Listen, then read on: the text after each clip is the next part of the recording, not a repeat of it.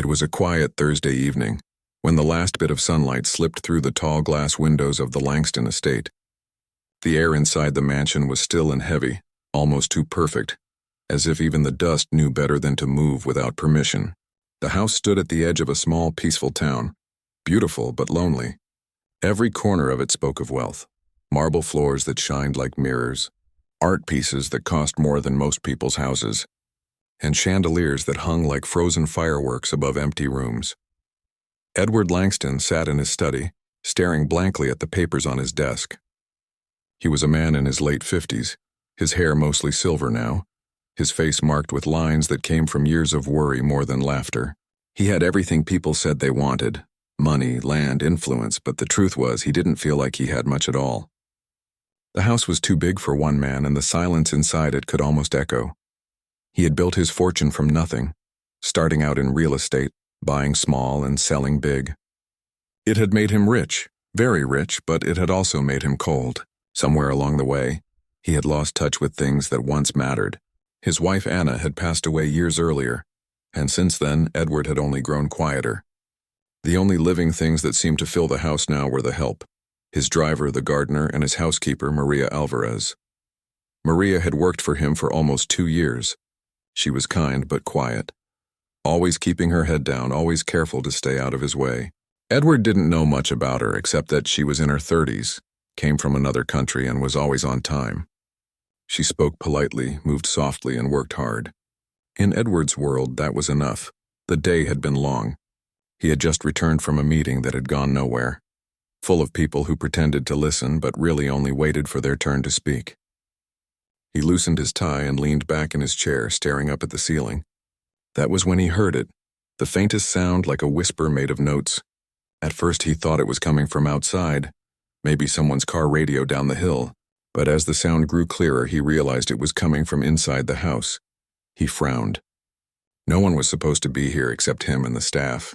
And the staff didn't play music, not in his house. Music had been off limits for years. The piano in the main parlor had been covered since Anna's death. It had belonged to her, and after she was gone, Edward couldn't bear to hear it.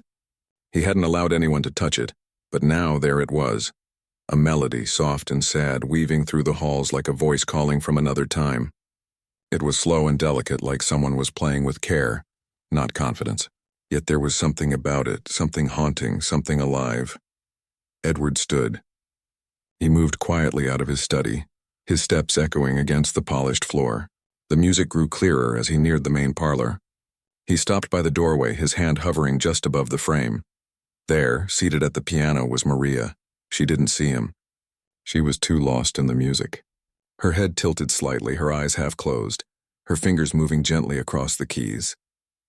The evening light touched her face, and for a moment she looked like she belonged there, as if the piano had been waiting all this time for her to come. Edward froze. He didn't know whether to speak or to listen. The piece she was playing wasn't simple. It wasn't the kind of tune one played by ear.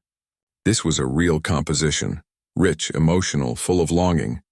It was a song that spoke of distance, of something beautiful remembered too late. He stood there silent, letting the music fill the empty space that had been inside him for years. Every note seemed to reach into a place he thought had closed long ago. Then, without warning, Maria looked up and gasped. "Mr. Langston." I'm so sorry," she said, jumping to her feet. Her hands trembled as she backed away from the piano.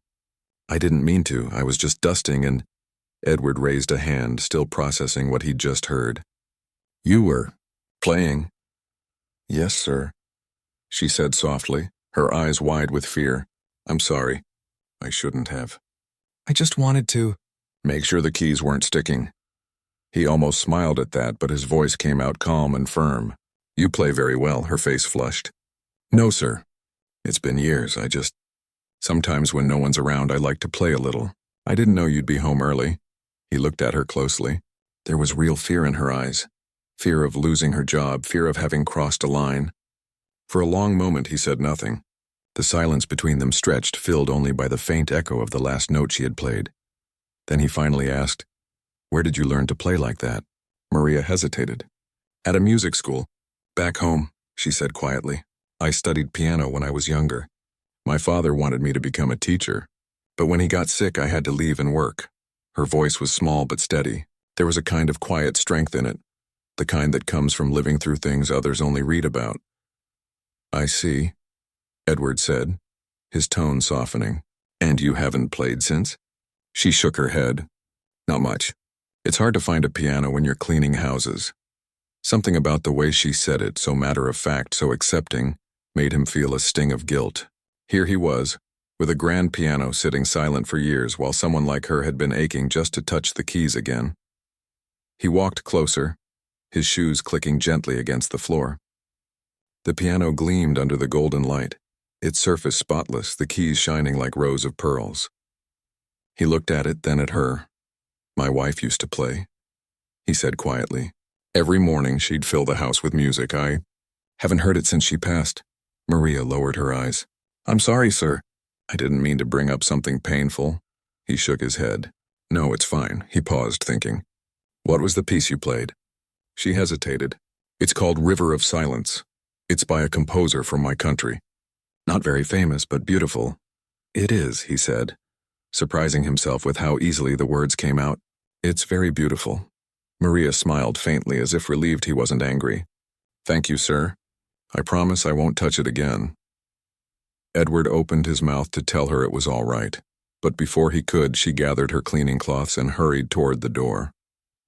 He watched her go, her footsteps quick and careful as if she were escaping a mistake. When she was gone, the room felt different. The silence that returned wasn't the same as before. It was heavier now, but also alive, like the echo of something that wanted to stay. Edward stood there for a long time, staring at the piano. His reflection looked back at him in its glossy black surface. He reached out almost without thinking and pressed one key. The note was soft, trembling slightly in the empty air. He hadn't touched the piano in over a decade. That night, he couldn't sleep. Every time he closed his eyes, he heard the music again, the way the melody rose and fell, the way her hands moved across the keys with such quiet grace. It reminded him of Anna's playing, but it wasn't the same. There was something different about it, less polished maybe, but more honest. It wasn't performance, it was emotion. He turned on the lamp and stared at the ceiling. Who was this woman, really? He had known her for years, yet never thought to ask about her life. She was always there, moving silently in the background, making sure everything was perfect. But tonight she had brought something to life that had been dead in that house for years. The next morning, Edward found himself walking toward the parlor again. The piano sat there in the soft morning light, uncovered now like it was waiting. He placed his hand on the lid, remembering how Anna used to hum while she played. For the first time in a long time, he didn't feel angry or bitter, just curious.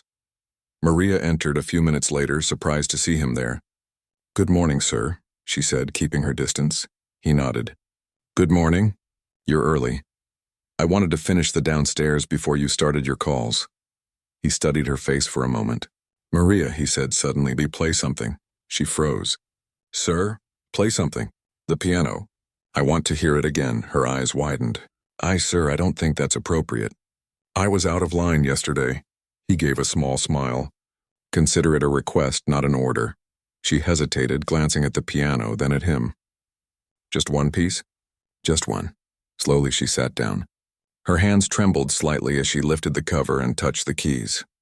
Then after a deep breath, she began to play. This time the song was different, gentler, lighter. It danced softly through the room like a conversation between the past and the present. Edward sat quietly, his expression unreadable. But inside, something was stirring, a memory, a warmth, a sense of being human again. When she finished, she looked up, almost afraid to see his reaction.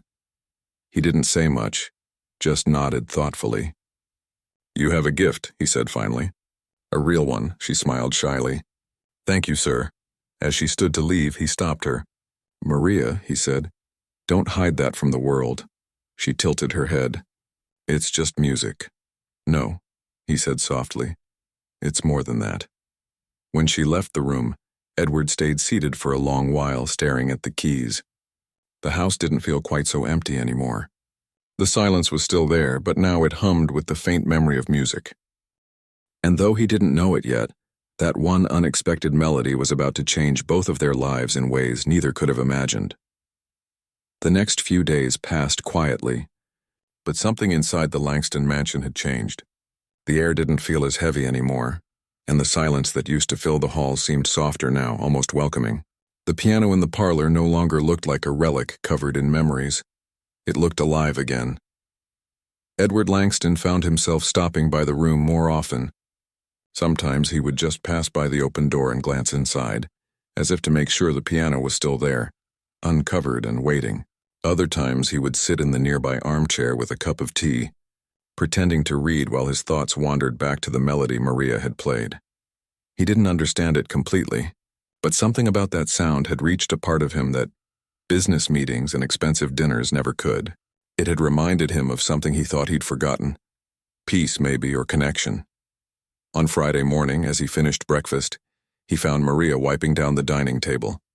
She looked up and greeted him politely, the same way she always did. "Good morning, sir. Would you like me to bring your coffee to the study?"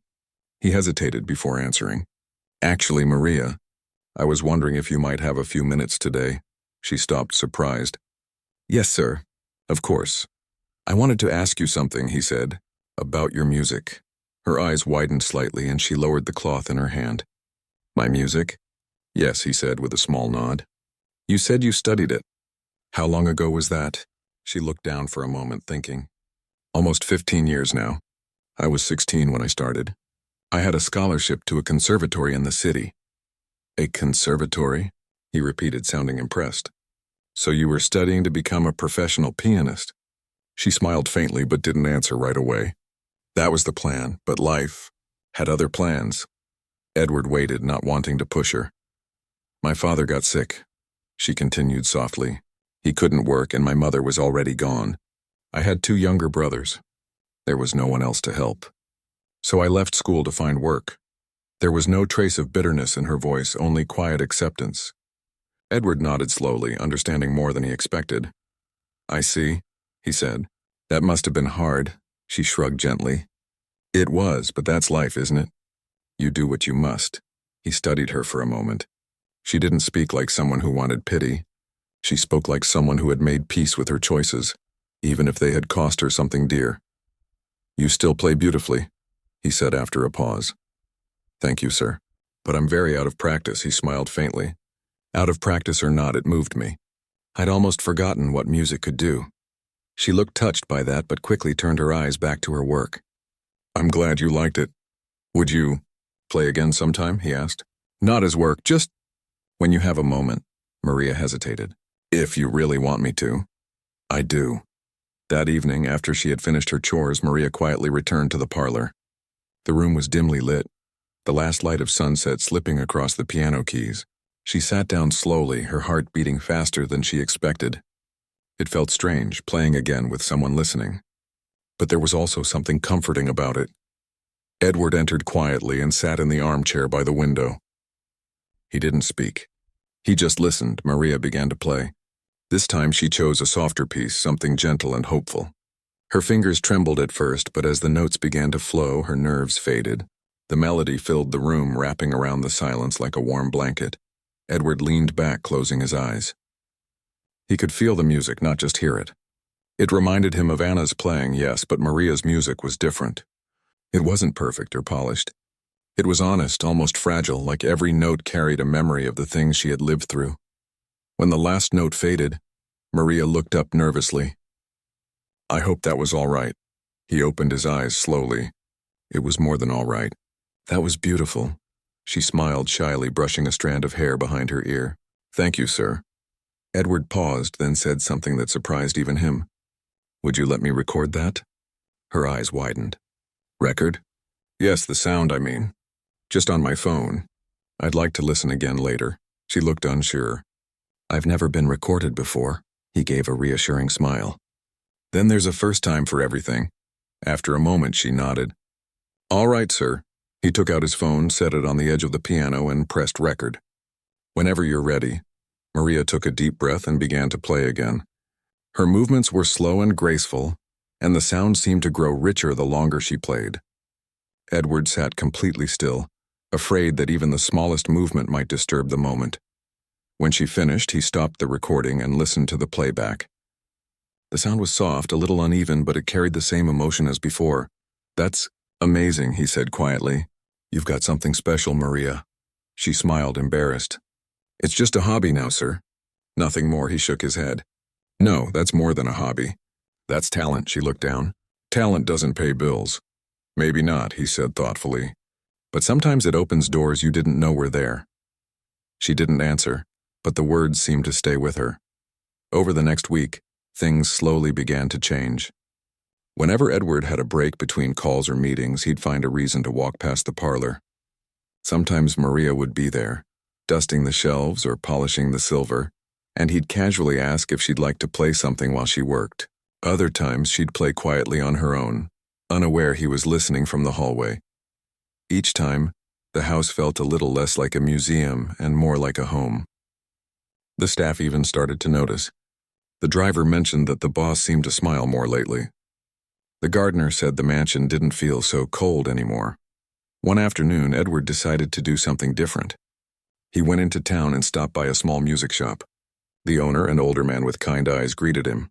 "Looking for something special?" the man asked. "I'm not sure," Edward said. "A friend of mine plays piano. She's very talented, but she hasn't had access to good instruments for a long time. I'd like to get her something, music sheets maybe." The shopkeeper nodded and showed him a few collections. Classical pieces, folk songs, even modern arrangements. Edward chose a set of emotional pieces from different countries, something that might inspire her. That evening, when Maria came to tidy up the parlor, she found the book sitting on the piano with a small note, "For when you have time to play again." She smiled to herself, gently touching the cover of one of the books. No one had given her music in years. Later that night, when she thought the house was quiet, she opened one of the pieces and began to play.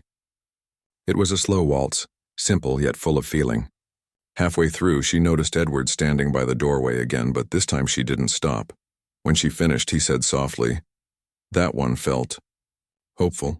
"It's called The Dawn After Rain," she replied. "It's about finding peace after loss," he nodded slowly. I think I needed to hear that. For a moment, neither of them spoke.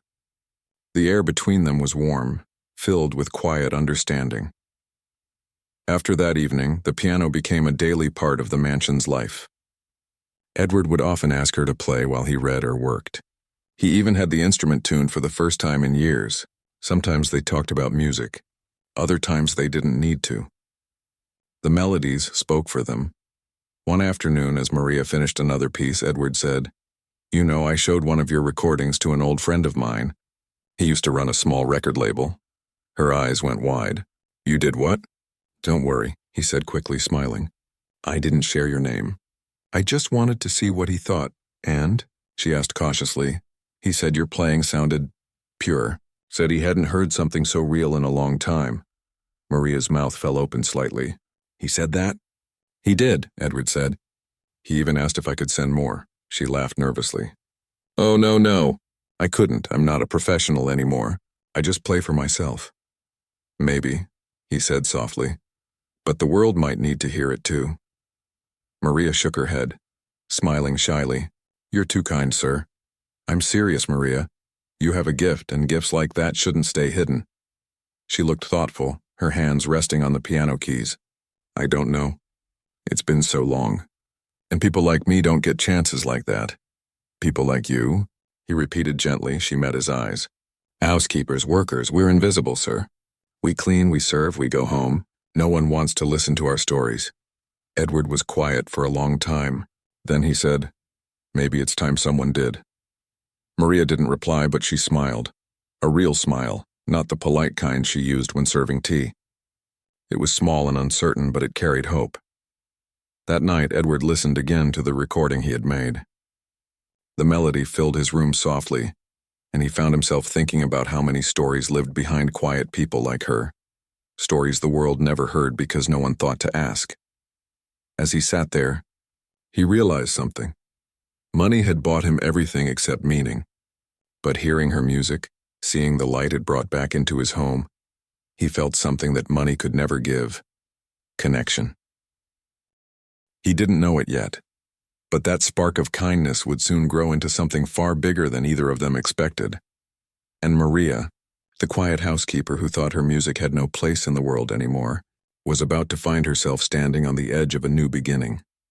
The sun was just beginning to rise when Edward Langston stepped into his study. The light spilled softly across the desk, touching the papers he hadn't looked at in days. Lately, his routine had changed. The things that once kept him busy, numbers, meetings, contracts, no longer held the same weight. His thoughts were elsewhere, always circling back to the same thing, Maria's music. He hadn't felt this kind of curiosity in years. It wasn't just about the sound. It was about what the sound did to him. It filled the quiet places inside him that he hadn't even known were still empty. And each time she played, it was like the house itself woke up again. That morning, as he sipped his coffee, he found himself replaying the recording he'd made of her last performance. The melody drifted through the air, gentle and warm. Even the sunlight seemed to move in rhythm with it. He smiled faintly, set the cup down, and made a decision. When Maria arrived later that morning, he was already waiting in the parlor. She looked surprised to see him there so early. "Good morning, sir," she said politely. "Would you like me to start with the library today?" He shook his head. "Not yet. I wanted to talk to you for a moment." She hesitated, unsure what to expect. "Of course." He motioned for her to sit, but she remained standing, holding her cleaning cloth nervously. "I've been listening to that recording I made the other day," he began. "It's really something special." Her cheeks flushed slightly. "Thank you, sir. I'm glad you liked it." He leaned forward a little. "No, you don't understand. It's not just good, it's moving. It's the kind of music that makes people stop whatever they're doing and feel something. You have a gift, Maria." She lowered her eyes. "I used to think that too. A long time ago. What made you stop?" She took a deep breath. "When life gets hard, dreams start to feel like luxuries. I couldn't afford to chase them anymore." Edward nodded slowly, understanding. "I can't pretend to know exactly what that's like. But I do know what it means to lose something that once gave your life meaning." They both fell silent for a moment. The only sound in the room was the faint ticking of the grandfather clock. Finally, he spoke again. "What if we brought it back?" She looked up, confused. "What do you mean?" "I mean your music," he said. "What if we found a way for you to share it again? To play, to record, to let people hear it?" Maria's eyes widened. "Sir, that's kind of you, but impossible. I don't have the time, the money, or the skill anymore." Edward smiled gently. "You don't need money. I can take care of that." She shook her head quickly. "Oh no, I can't accept that. You already let me play your piano. That's more than enough. It's not charity," he said firmly. "It's an opportunity. You have something the world should hear, Maria. I can help make that happen." She stood silent, uncertain. "Why me?" she finally asked. "Because sometimes," he said quietly, "life gives us second chances, and maybe this one's yours." For a moment she didn't know what to say. She wanted to believe him, but it felt too unreal, like a dream that could vanish if she reached for it. "I wouldn't even know where to start," she said softly. "I do," he replied. "A friend of mine still works in the recording business.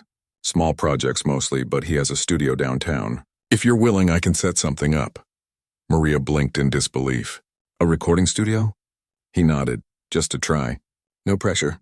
You don't even have to use your real name if you don't want to." Her heart was racing.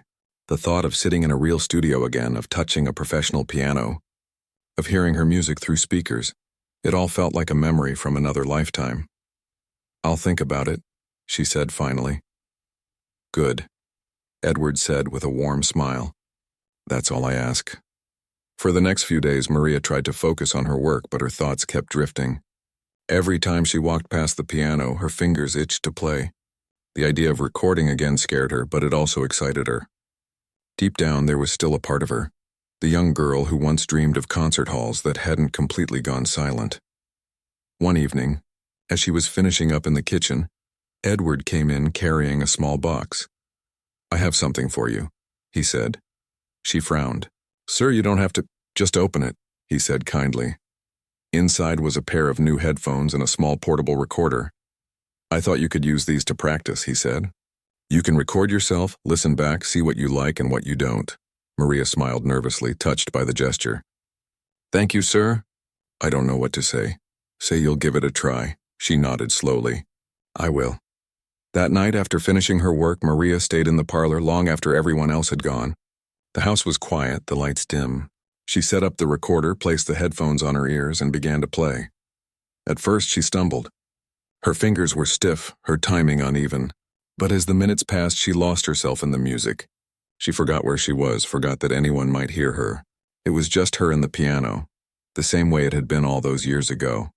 When she finished, she stopped the recorder and listened to the playback. It wasn't perfect, some notes were too soft, others slightly off, but it was her. Real, honest, alive.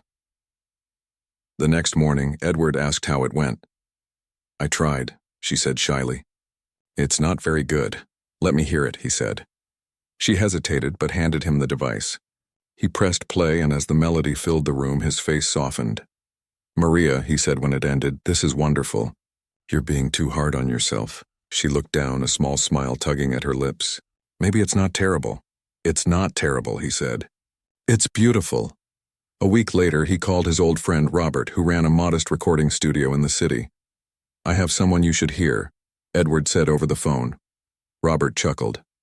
You starting a music label now? Nothing like that, Edward replied. Just helping a friend. Send me a sample. Edward sent the clip. It took less than a day for Robert to call back. She's got something, Robert said. That's not studio polish, that's heart. Bring her in. When Edward told Maria, she looked shocked. Me? To the city? He smiled. Yes, just for one afternoon. Think of it as a chance to play on a real piano again. I don't know if I can, she said nervously. I've never been in a professional studio before. Then I'll go with you, he said simply. She stared at him for a long moment, then finally nodded. All right, I'll do it. The day of the recording, the weather was bright and cool. Edward drove them himself, something he hadn't done in years. Maria sat quietly beside him, her hands folded in her lap, trying to calm her nerves. When they arrived, Robert greeted them warmly. The studio was small but cozy, filled with the faint smell of coffee and wood polish.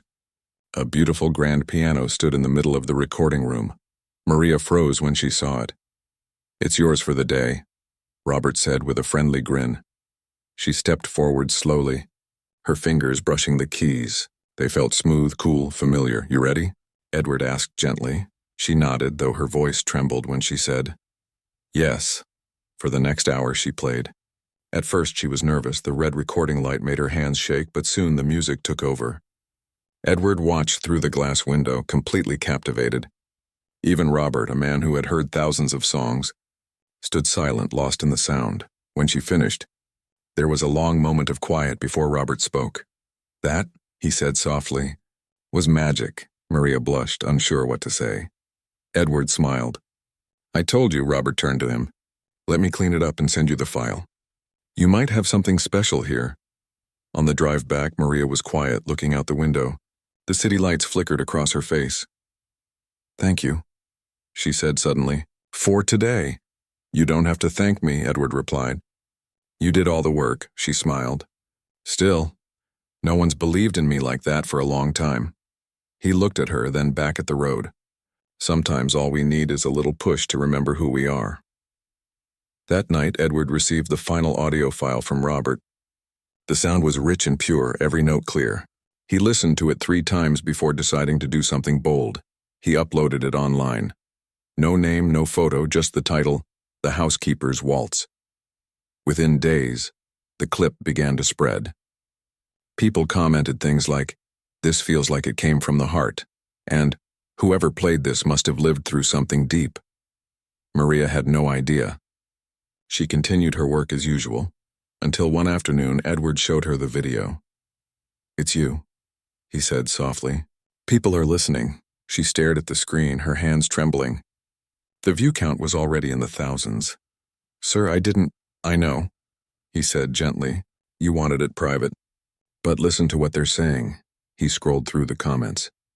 People from all over the world were writing about how the music made them cry, how it brought them peace.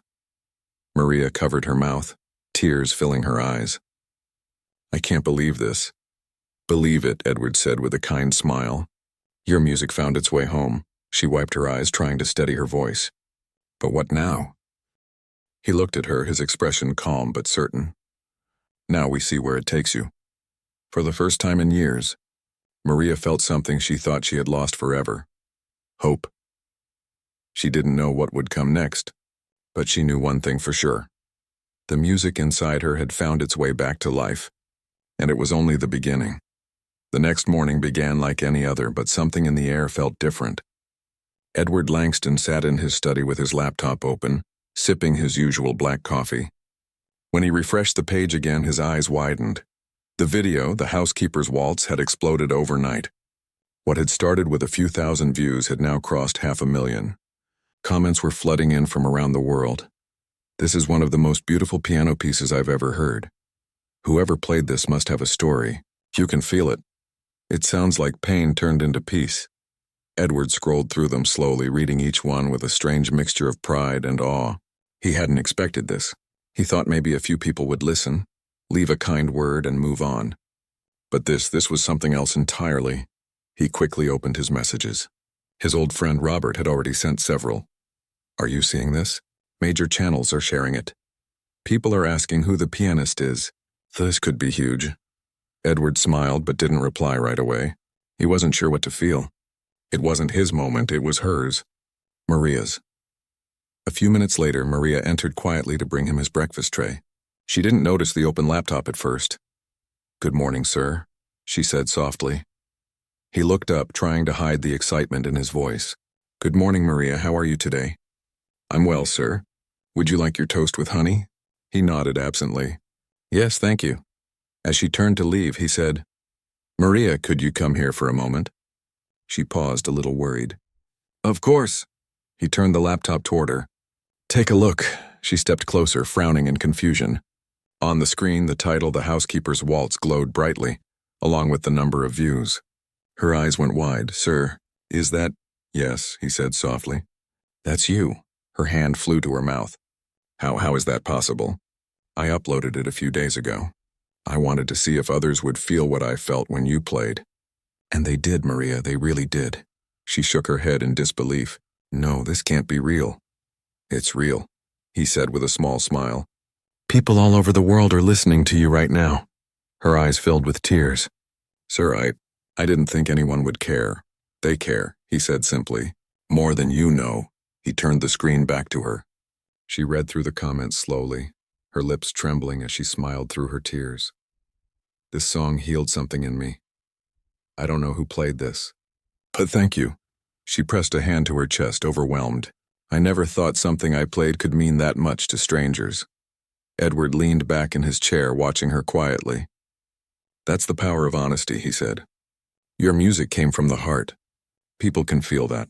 For the rest of the morning, Maria could barely focus on her chores. Every time she walked past the study, she couldn't help glancing at the screen again, as if to make sure it was still real. By noon, news websites had started to pick it up. Articles appeared with titles like, "The Mystery Pianist Who Touched the Internet's Heart" and "Who is the Woman Behind the Housekeeper's Waltz?" When Robert called again, Edward answered immediately. "You've started something big, my friend," Robert said, half laughing. "People are begging for more. Musicians are reacting to it. Orchestras want to play it live. You have to tell me who she is." Edward hesitated. "She's not ready for attention yet." "Then keep her name private," Robert said. "But she needs to know what she's done. She's inspired thousands already." Edward glanced toward the window where Maria was watering the plants in the garden. "She knows," he said softly, "and I think that's enough for now." But as the days passed, it became impossible to hide how big the song had become. The video crossed 1 million views, then 2. People were making covers, sharing stories of how the music had comforted them during hard times. It was everywhere. One afternoon, while Maria was cleaning the hallway, Edward called her into the parlor. "Maria," he said gently, "I've been thinking." She set down her dusting cloth. "About what, sir?" He walked over to the piano and ran his fingers lightly across the keys. "The world has heard your music, but not your story. And maybe it's time they did." She froze. "No, please, sir, I don't want that. I don't want people knowing who I am." He nodded, understanding. "I know you're shy, but think about what it could mean. You could help so many others who gave up on their dreams just like you almost did." She bit her lip. "I don't know if I'm brave enough for that." He gave a small, kind smile. Courage doesn't mean you're not afraid. It just means you move forward anyway. She was quiet for a long time. Then she said softly, if I ever told my story, I'd want it to help people, not bring attention to me. That's exactly why people would listen, Edward said. Over the next week, he started getting calls from music producers and talk shows asking for interviews. Each time, he politely declined. He knew Maria wasn't ready. But one invitation caught his eye. A charity event for children's education that needed a live piano performance. It wasn't a glamorous affair, just a simple community concert. Still, it seemed perfect. That evening, as the sun set, Edward found Maria in the kitchen preparing tea. Maria, he said, there's something I want to ask you. She looked up, smiling. Yes, sir. There's a charity event next month. They're raising money for children who can't afford school instruments. They're looking for someone to perform a few pieces. I thought of you. Her eyes widened. Me? Oh, no, sir. I can't. I've never played in front of people like that. You already have, he said gently. You just didn't see them. She froze, realizing he was right. Millions had already heard her play. I'll be there with you, he said. We'll keep it simple. No publicity, no pressure. Just music. Maria hesitated, then took a deep breath. All right. I'll try. The following weeks passed in a blur of preparation. Every evening after finishing her duties, Maria would practice. Sometimes Edward would sit nearby with a book, pretending to read but really just listening. Each night she grew more confident, her fingers lighter on the keys, her sound fuller. The day of the concert arrived on a crisp Saturday evening. The small theater buzzed with quiet excitement. The audience wasn't large, maybe 200 people, but to Maria it felt like 1,000. Backstage, she could barely stop her hands from shaking. I don't know if I can do this, she whispered. Edward placed a reassuring hand on her shoulder. You already have. Just remember, it's not about being perfect. It's about sharing something real. She nodded slowly, drawing in a deep breath. When her name was called, she stepped onto the stage. The bright lights momentarily blinded her, and the soft murmur of the audience filled her ears. She sat down at the piano, her heart pounding so loudly she thought it might drown out the first notes. Then, she closed her eyes and began to play. The first notes of the Housekeeper's waltz floated through the room, soft and tender. The melody rose and fell like a gentle wave, carrying every emotion she had ever felt. Loss, love, gratitude, hope. The crowd grew still, caught in the quiet power of her playing. Edward watched from the side of the stage, his chest tightening with pride. He had seen her journey from a quiet housekeeper to this moment, a woman who had rediscovered her voice. When the final note faded, the room stayed silent for a heartbeat. Then suddenly applause erupted, loud, sincere, overwhelming. Maria looked up in shock, tears glimmering in her eyes. She stood and gave a small bow, her hands trembling. After the show, people lined up to meet her. Some wanted to shake her hand, others just to say thank you. A few even cried as they spoke about how her music had helped them through grief or loneliness. By the time she stepped outside, the night air felt cool and soft against her face. She looked up at the stars and smiled. Sir, she said quietly as Edward joined her. I didn't know it would feel like this. Like what? He asked. Like being alive again? He smiled gently. That's what music does. It reminds us we're still here. In the weeks that followed, offers began to pour in. Record labels, interviews, collaborations. Maria was overwhelmed. She never wanted fame, and Edward made sure she didn't lose herself in the rush. They agreed that any future recordings would be done simply, with purpose to bring peace, not profit. Meanwhile, the video kept growing. It crossed 10 million views, then 20. People began sharing stories of how it inspired them to pick up old instruments, to chase forgotten dreams. The mystery of the Housekeeper's waltz had turned into a global movement of hope. Through it all, Edward stayed quietly in the background, content to watch her shine. He didn't need recognition. Seeing her smile again, seeing the life back in her eyes, that was enough.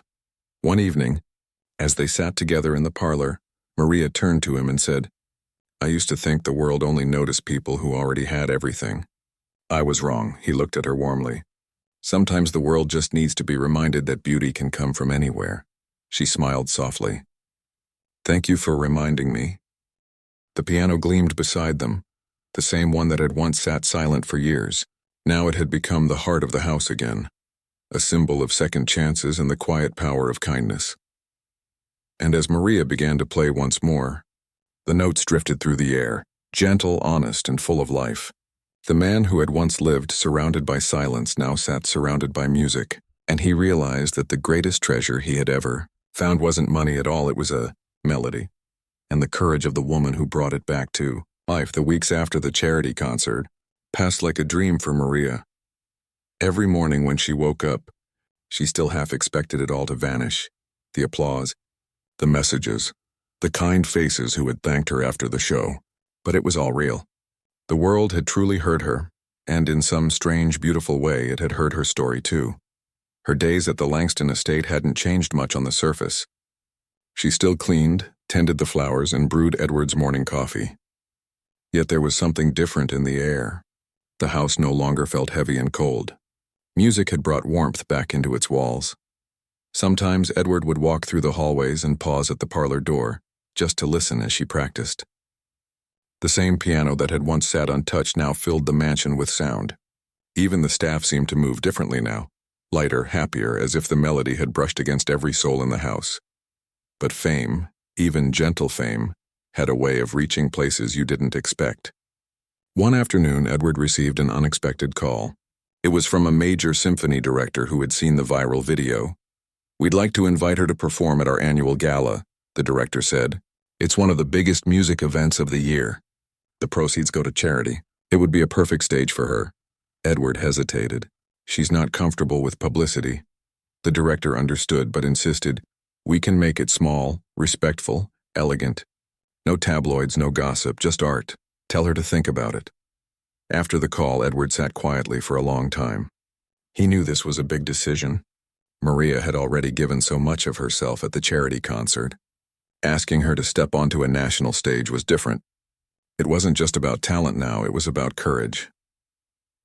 That evening, when Maria brought him his tea, he gently told her about the invitation. She froze mid-step. "Me, perform at a gala?" He nodded. "Yes, it's for charity. The same kind of cause you supported before, only larger." She set the tray down carefully, her hands trembling slightly. "I don't know if I can do that, sir. I'm not someone who belongs on stages like that. You're someone who belongs wherever your music can be heard," he said softly. "And maybe this is where your path is leading." She looked down, struggling with emotion. "What if I make mistakes? What if people find out who I really am? A housekeeper who got lucky?" Edward smiled kindly. "You didn't get lucky, Maria. You worked, you gave, you never stopped being true. That's not luck, that's grace." For a long moment she said nothing. Then she whispered, "Let me think about it." Days passed. Maria practiced quietly every evening, but Edward noticed something in her playing. Hesitation, doubt. One night, as the notes faded into silence, he said gently, "You're afraid, aren't you?" She gave a small, sad smile.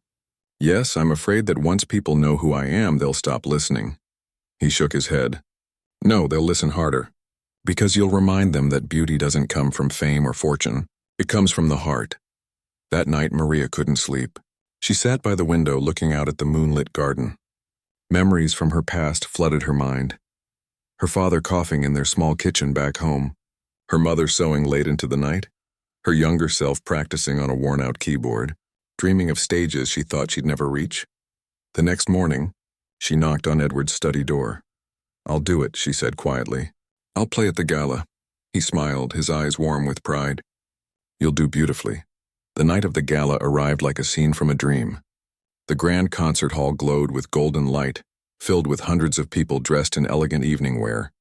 For many of them, it was just another event, but for Maria, it was everything. Backstage, she sat alone for a few moments, her hands resting on her lap. She could hear the murmur of the audience, the soft clinking of glasses, the gentle tuning of instruments. Her heart pounded. Edward stood beside her, calm as always. "Just breathe," he said quietly. "It's only you and the piano. Nothing else matters," she nodded, taking in a shaky breath. "Thank you for believing in me, sir." "I didn't have to believe," he replied. "I only had to listen." When her name was announced, a hush fell over the hall. Maria walked slowly to the piano, her long, simple dress flowing behind her. She didn't wear diamonds or makeup. She looked like herself, modest, graceful, real. As she sat down, she glanced toward Edward in the front row. He nodded once, reassuring her. She placed her hands on the keys. The first note rang out, soft and trembling, then steadied as the melody grew. It was a new composition, one she had written in the quiet of the Langston estate, inspired by her journey. It carried the memory of her struggles, the kindness that saved her, and the peace she had finally found. The audience leaned forward, mesmerized. The music seemed to tell a story, of a woman who had once been invisible, now painting the world with sound. Each note shimmered with honesty. Halfway through the piece, something incredible happened. Edward closed his eyes, and for the first time in years, he felt tears run down his cheeks. He had spent his life surrounded by wealth, yet nothing had ever moved him like this moment. He realized then that Maria's courage had changed him too. When the final note faded, there was silence. And then applause. Not polite clapping, but a standing ovation that lasted several minutes. People were shouting, "Bravo!" and wiping tears from their eyes. Maria stood slowly, bowing deeply, her face glowing with emotion. As she turned to leave the stage, the event host took the microphone. "Ladies and gentlemen," he said, "the pianist you just heard is more than a performer. She's an inspiration. Tonight we have the honor of introducing her not as a mystery artist, but as the heart behind the Housekeeper's waltz, Miss Maria Alvarez."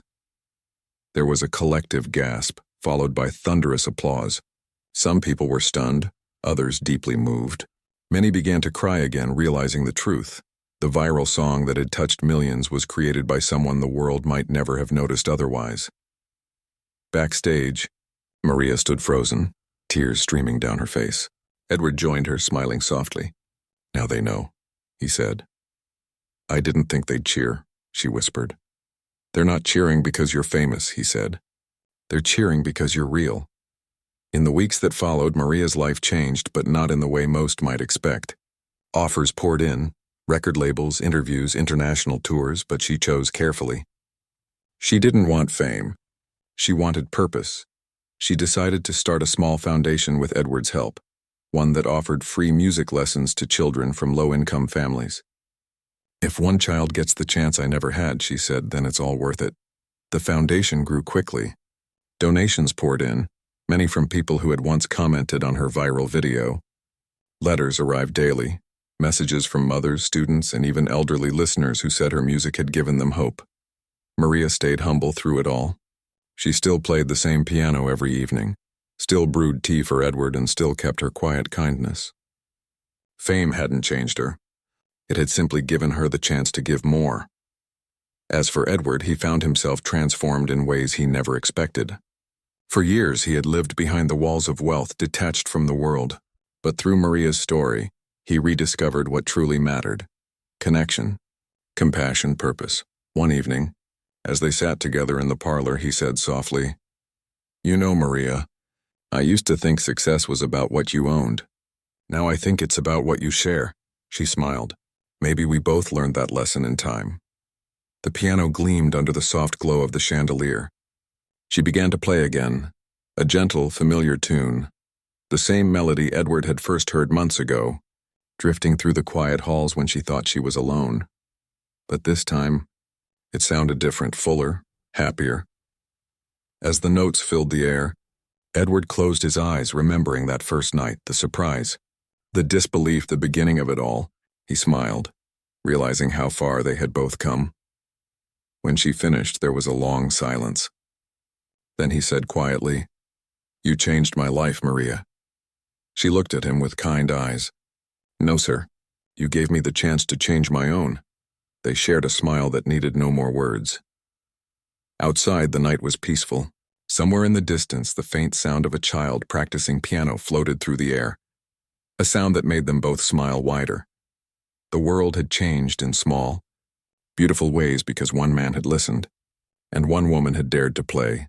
And from that day on, the house was never silent again.